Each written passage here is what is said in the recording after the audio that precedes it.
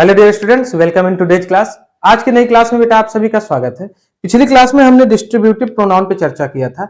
Reflexive, distributive इत्यादि pronounce पर चर्चा हो चुकी है। प्लेलिस्ट के माध्यम से आप वीडियोस को देख सकते हैं। आज हम प्रोनाउन के एक और छोटे टॉपिक रेसिप्रोकल प्रोनाउन पे चर्चा करेंगे। देखते हैं रेसिप्रोकल प्रोनाउन क्या है और आज की क्लास को स्टार्ट करते हैं। एक बार फिर से हमसे जुड़ने के लिए बहुत बहुत धन्यवाद। रीजनिंग की क्लासेस भी रेगुलर चल रही हैं। प्रैक्टिस क्वेश्चन से रिलेटेड एक क्लास क्लासिफिकेशन की अपलोड की जा चुकी है। ऐसे विद्यार्थी जो कॉम्पिटिटिव एग्जामिनेशन की तैयारी करने वाले हैं और हमसे जुड़े हुए हैं, उन क्लासेस को जरूर से जरूर देखें और उन क्वेश्चंस को सॉल्व करें।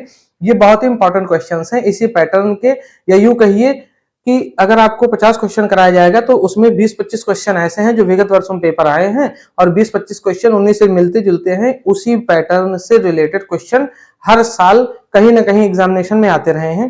तो आपका दायित्व बनता है कि जब प्रैक्टिस से रिलेटेड कोई भी क्लास अपलोड की जाए तो आप उसे भी उतनी ही ध्यानपूर्वक देखें। अगर वो आपके काम की चीजें हैं, काम की मतलब कि अगर आपका सब्जेक्ट वो है, जैसे इंटरमीडिएट के जो विद्यार्थी हैं उनके लिए रीजनिंग की क्लास का कोई विशेष महत्व तो अभी नहीं है, तो वो इंग्लिश की क्लासेस पे फोकस करें।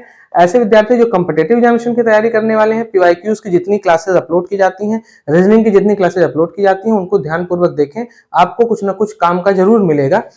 ठीक, चलिए आज की क्लास को स्टार्ट करते हैं। साथ ही साथ बेटा एक सूचना और है, इंटरमीडिएट और हाई स्कूल के विद्यार्थियों के लिए क्वेश्चन बैंक के नाम से एक वीडियोज की सीरीज शुरू करने जा रहा हूं, जिसमें उनके जो इंपॉर्टेंट टॉपिक्स हैं, सारे टॉपिक्स एक एक वीडियो में, जैसे सिंटैक्स का एक वीडियो, सिंथेसिस का एक, ट्रांसफॉर्मेशन का एक, डायरेक्ट इनडायरेक्ट का एक, एक्टिव पैसिव का एक, ऐसे ऐसे करके बहुत सारे टॉपिक जो आपके 12-13 इंपॉर्टेंट टॉपिक हैं जिनसे बोर्ड पेपर में क्वेश्चन पूछे जाते हैं, उनसे रिलेटेड सीरीज जल्दी आपके बीच उपस्थित करूंगा।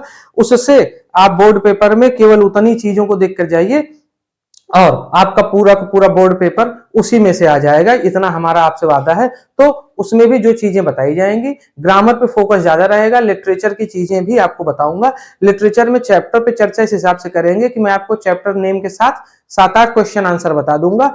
पहली आपकी प्राथमिकता यह है कि आप उन क्वेश्चन आंसर्स को याद करके जाएंगे और उसके बाद आप फिर बाकी चाहे जो याद करिए। अगर आपने केवल और केवल उन क्वेश्चन आंसर्स को याद कर लिया तो आपका पेपर जैसे भी होगा, जितने भी क्वेश्चन आंसर आएंगे वो सभी क्वेश्चन आंसर ठीक उन्हीं से मैच होंगे जो मैं आपको बताऊंगा।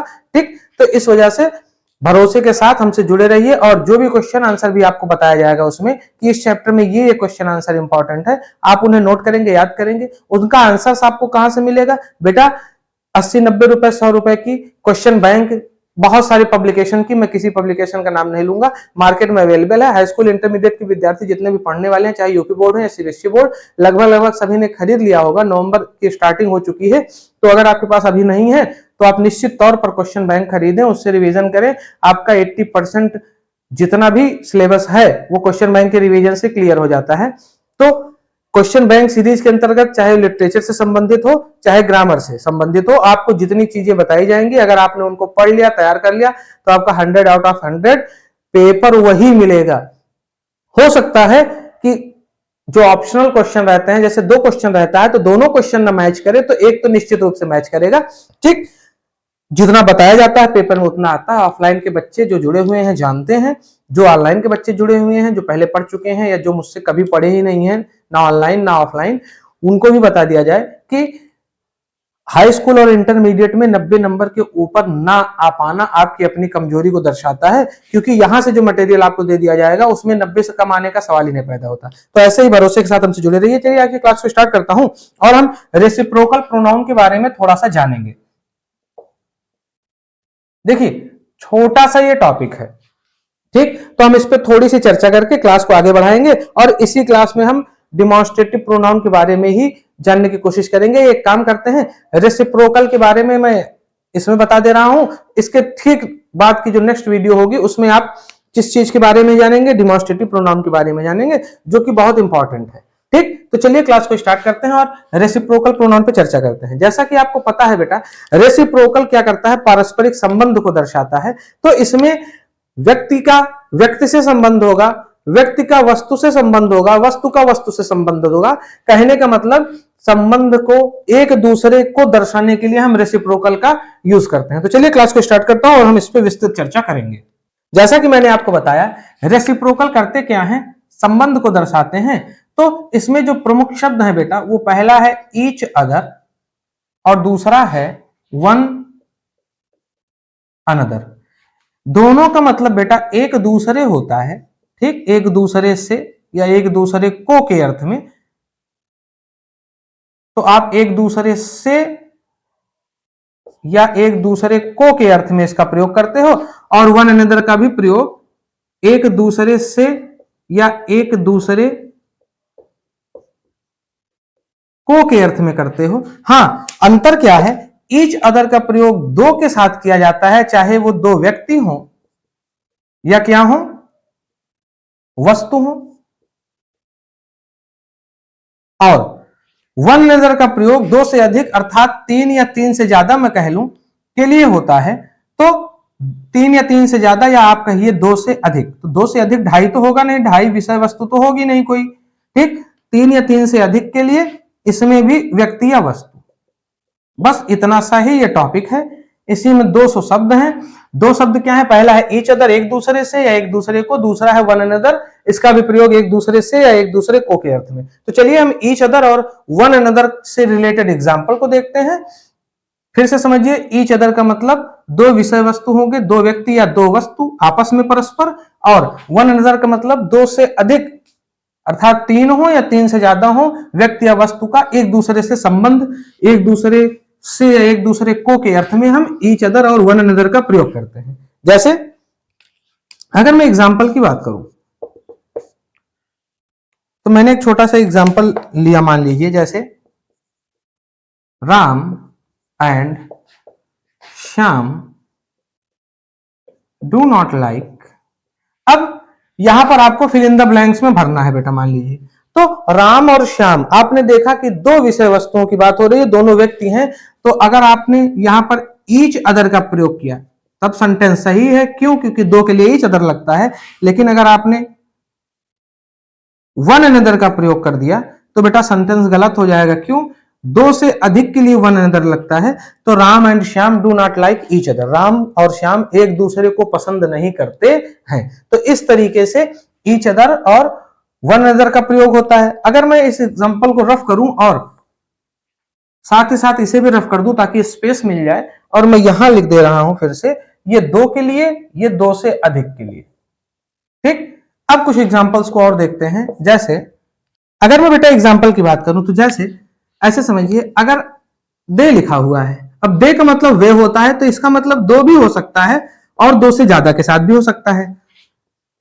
तो अगर आप ऐसे करिए, दे कैन नॉट हेट, तो अब यहां पर आप ईच अदर भी फिल कर सकते हो और वन अनदर भी फिल कर सकते हो। क्यों? क्योंकि पता नहीं है ना कि दे का मतलब क्या होता है।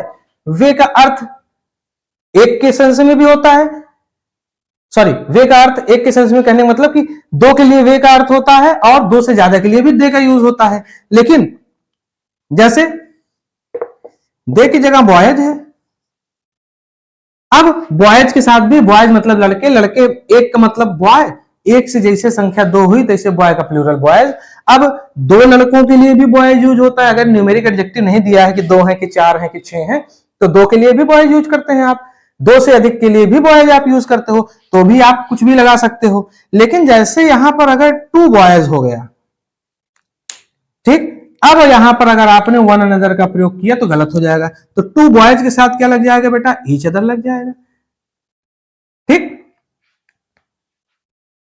तो इस तरीके से आप दो के लिए ईच अदर और दो से अधिक के लिए वन अनदर का प्रयोग करते हो। कुछ और एग्जांपल देखिए। जैसे the students bed each other goodbye. अब भले पर यहां स्टूडेंट्स लिखा है, एक का मतलब स्टूडेंट, एक से अधिक का मतलब स्टूडेंट, लेकिन थोड़ा सा अगर आप ध्यान देंगे, वेद का मतलब बेटा अंतिम अलविदा होता है। तो अगर इतना केवल सेंटेंस लिखा हुआ है तो विद्यार्थियों ने एक दूसरे को गुड बाय कहा, तो यहां पर तो ईच अदर चल जाएगा। लेकिन अगर यहां पर फेयरवेल जैसे आ गया, तो आपको पता है फेयरवेल मतलब बड़ा एक समारोह होता है जिसमें विद्यार्थी, जैसे क्लास 10th या क्लास 10 तक ही स्कूल है तो क्लास 10th के विद्यार्थी एक दूसरे से अंतिम विदा करते हैं।